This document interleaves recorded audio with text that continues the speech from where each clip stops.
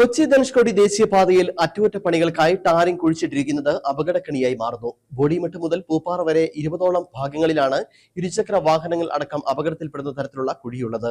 അറ്റകുറ്റപ്പണികൾക്കായി 1 വർഷം മുമ്പാണ് ടാറിംഗ് ഇളക്കി മാറ്റിയത്. ഇതിനോടകം നിരവധി അപകടങ്ങളും നടന്നിട്ടുണ്ട്. എന്നിട്ടും കുഴികൾ നികത്തി ടാറിംഗ് നടത്തുന്നതിന് അധികൃതർ തയ്യാറാകുന്നില്ല. ഏറെക്കാലത്തെ കാത്തിരിപ്പിനൊടുവിലാണ് കൊച്ചി ധനുഷ്കോടി ദേശീയപാത വികസനം സാധ്യമായത്. മൂന്നാർ മുതൽ ബോഡിമെട്ട് വരെയുള്ള ദേശീയപാത നവീകരണ പ്രവർത്തനം നടത്തി നിർമ്മാണം പൂർത്തീകരിച്ചതാണ്. എന്നാൽ നിർമ്മാണം പൂർത്തിയാക്കിയ പല ഭാഗത്തും ടാറിംഗ് വിണ്ടുകീറിയതോടുകൂടിയാണ് ഈ ഭാഗത്തെ ടാറിംഗ് ഇളക്കി മാറ്റിയത്.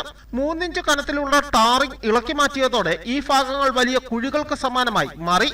ഇതോടെ രാത്രികാലത്തടക്കം ഇവിടെ ഇരുചക്ര വാഹനങ്ങൾ അപകടത്തിൽപ്പെടുന്നതും നിത്യസംഭവമാണ്.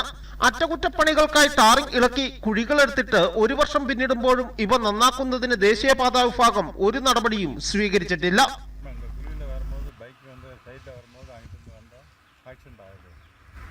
இது 1 வருஷத்துக்கு மேலே ஆயிடுச்சு. இது இன்னமும் சரி பண்ண மாட்டாங்க. இந்த ரோடு ஃபுல்லாக ஒன் சைடு பூராமே மேடு தோண்டி தான் போட்டிருக்காங்க தவிர கார் ஓட்டு இன்னும் சரி பண்ண மாட்டேங்க. அதனால் ஆக்சிடென்ட் ஆகிறதுக்கு വഴികൾ അധികമായിട്ട് കുഴിയായതിനാൽ ഈ ഭാഗം ഒഴിവാക്കി വാഹനങ്ങൾ എതിർദിശയിലൂടെയാണ് പോവുക. ഇത് പലപ്പോഴും അപകടങ്ങൾക്കും വഴിയൊരുക്കാറുണ്ട്. വളവുകളിലടക്കം കുഴിയൊരുക്കി റോങ് സൈഡ് കയറുന്നതോടെ എതിരെ വരുന്ന വാഹനങ്ങളുമായി കൂട്ടിയിടിക്കാൻ സാധ്യതയേറെയാണ്. മുമ്പ് ഇത്തരത്തിൽ ഓട്ടോറിക്ഷ ഇടിച്ചു തെറിപ്പിച്ച സംഭവവും ഉണ്ടായിട്ടുണ്ട്.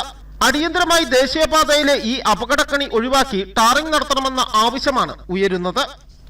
News bureau, Udumbanchola.